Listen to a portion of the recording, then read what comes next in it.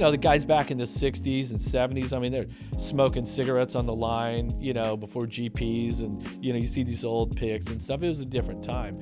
And now what you have to do, you have to train and you have to be a professional athlete. That's how you succeed at this sport. Flawless. McGrath is not close enough to make a move on the final turn. It is Jeff Emig.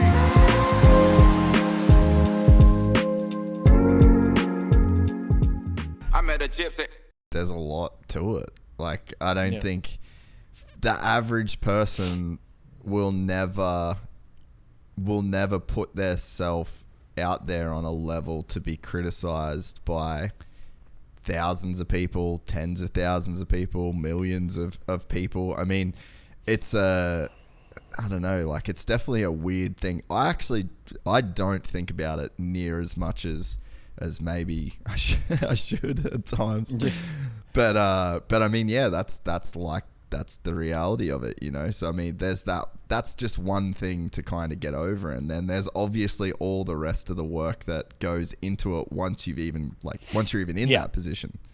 Yeah. Well, and then your job is to analyze and pass judgment on very confident, high ego individuals that work their ass off to do things right, and then you're the old guy, the old has-been, the washed-up guy that's criticizing them for doing this or that, or praising them if they do it right.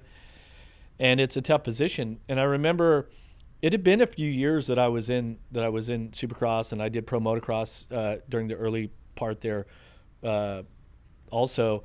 But Ken Hudgens, who was with Feld, back it all the way up through the, Live Nation days and all this sort of stuff. And he was head of broadcast. And and he's a very hard man, very, very critical. He would praise you when you did a good job, but if you didn't, the entire team, like, he'd let us know it. And I remember him telling me, he's like, Emig, I'm tired of this of you being on the fence. Yeah. Good, bad, yes, no, right, wrong. I don't give a shit. Stop being on the fence. You're the expert. Yeah.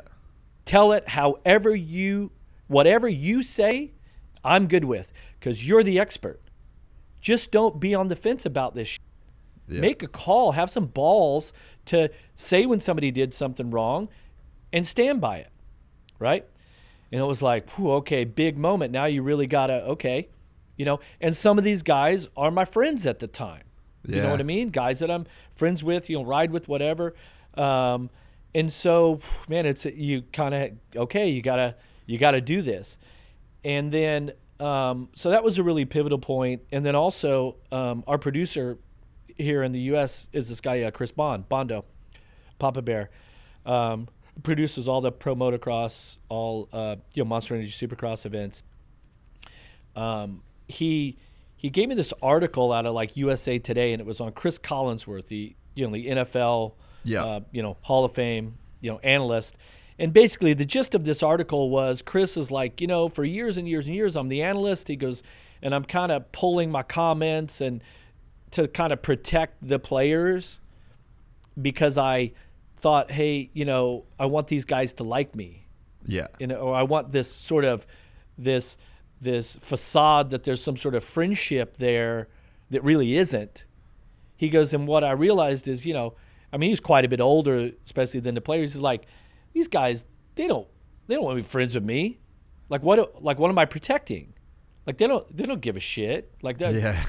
There is nothing to protect here. Yeah. I'm doing a disservice to myself, my team, and the fans if I don't just call this game like I see it.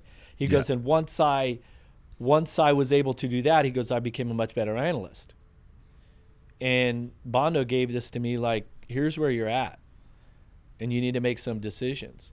And it's not an easy thing to do, but once you say, okay, I'm going to call it like it is, I'm going to stand by it. And I remember Ralph just going, look, is what you're saying true or not? Like if you're making something up, some sort of situation, that's bullshit.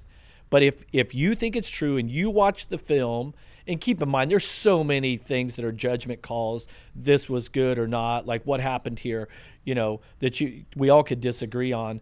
But you kind of just have to say, I'm the expert.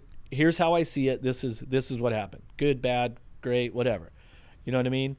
And it's tough to do sometimes, especially with the biggest ego, I call them the bigger dogs. It's like the bigger the dog, the bigger the shit. Yeah, it's a metaphor, But it's like they don't want to be criticized because they're the best guys in the world. And when you criticize the best guys, they don't like it. Yeah. I've had run-ins with a lot of the top guys. Some guys they didn't want to talk to me anymore. Okay, well, I got to do my job. You do yours. Dude, that it must be because there's like a friendship there. You want to be liked. Yeah. And you can relate to him. Like, you were that guy at one point in time. Oh, I didn't like David Bailey. I love David Bailey now. David's like, I get it. And David's a different broadcaster than I am. He's so opinionated. He's probably... He was like... because, gnarly. God, it was like, McGrath does everything right. Everyone else sucks. Yeah. It's like, dude, I'm busting my ass. I'm trying to beat the guy here, But now I see... Like, I understand who David is. And like I said, we have a great friendship now. Really... He's kind of the same off the mic though. He is David. So if you know him away from he actually lived a street behind me when I first moved to America, which was out of control. Random. Yeah, super random.